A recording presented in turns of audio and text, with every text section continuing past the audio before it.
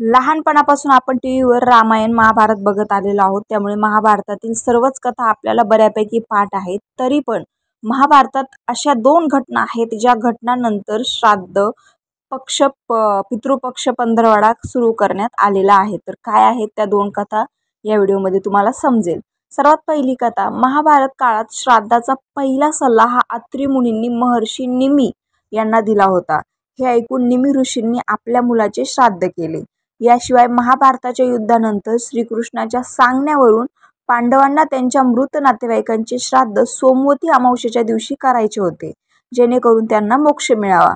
पण त्यांच्या हयातीत सोमवती अमावस्या कधी आलीच नाही. त्यामुळे संतापलेल्या युधिष्ठिराने सोमवती अमावस्याला शाप दिला की यापुढे सोमवती अमावस्या वर्षातून एकदाच येईल.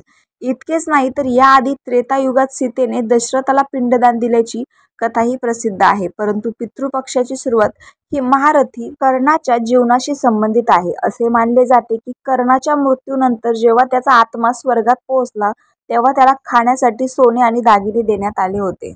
कर्णाला अन्नाऐवजी सोने का दिले जात आहे हे समजले नाही. त्याने देवराज इंद्राला अशी वागणूक का दिली असा प्रश्न केला. तेव्हा इंद्रदेवाने त्याला सांगितले की त्याने आपल्या संपूर्ण आयुष्यात फक्त सोन्याचे दान केलेले आहे, कधीही अन्न किंवा पाणी दान केलेले नाही. इतकेच नाही तर त्यांनी आपल्या पूर्वजांचे तर्पण आणि पिंडदानही केलेले नाही. हे ऐकून कर्णाने सांगितले की त्याला त्याच्या पूर्वजाबद्दल काहीही माहीत नाही, म्हणून त्याने तर्पण आणि पिंडदान कधी केलेच नाही. हे ऐकून इंद्राने कर्णाला आपली चूक सुधारण्याची संधी दिली आणि त्याला 16 दिवसासाठी पृथ्वीवर परत पाठवले. पृथ्वीवर आल्यावर कर्णाने भक्तिभावाने आपल्या पितरांचे श्राद्ध केले आणि अन्न, पाणी आणि वस्त्र दान केले. असे केल्यावरच कर्णाला मुक्ती आणि समाधान मिळाले. पितरांना मोक्ष आणि समाधान दोन्ही मिळावे म्हणून हे 16 दिवस पृथ्वीवर पितृपक्ष म्हणून साजरे केले जाऊ लागले असे मानले जाते. श्राद्ध केल्याने मोक्षप्राप्ती होते तर पिंडदान व तर्पण केल्याने समाधान मिळते. असे मानले जाते की वडिलोपार्जित सर्व वैभवानंतरही पाण्याची कमतरता भासते, त्यामुळे पितर तहानलेले राहतात. त्यामुळे काळे तीळ मिसळलेले पाणी अर्पण केल्याने पितरांना विशेष समाधान मिळते. त्यानंतर ही आहे दुसरी कथा. जरत्कारु ऋषी ब्रह्मचारी जीवन जगत असताना जंगलात तपश्चर्या करत होते. एके दिवशी संध्याकाळी ऋषी जंगलात फिरत असताना त्यांना काही पूर्वजांना झाडावर उलटे लटकलेले पाहिले. तेव्हा ऋषींनी त्या पितरांकडे जाऊन विचारले, तुम्ही कोण आहात आणि असे उलटे का लटकत आहात?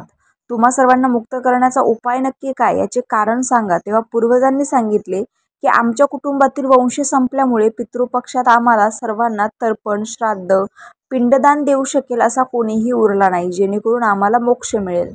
त्यावर पूर्वजांनी ऋषींना सांगितले की आमच्या कुटुंबात एकच व्यक्ती शिल्लक आहे, ज्याचे नाव जरत्कारु आहे आणि तो देखील ब्रह्मचारी जीवन जगत आहे.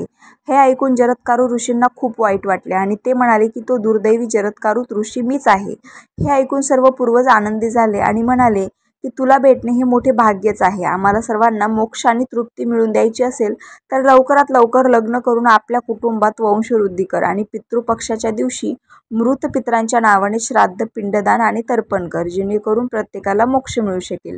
तर ह्याच आहेत त्या 2 कथा. आय होप तुम्हाला हा व्हिडिओ आवडला असेल तर नक्की चॅनलला सबस्क्राईब करा. रामकृष्ण हरी.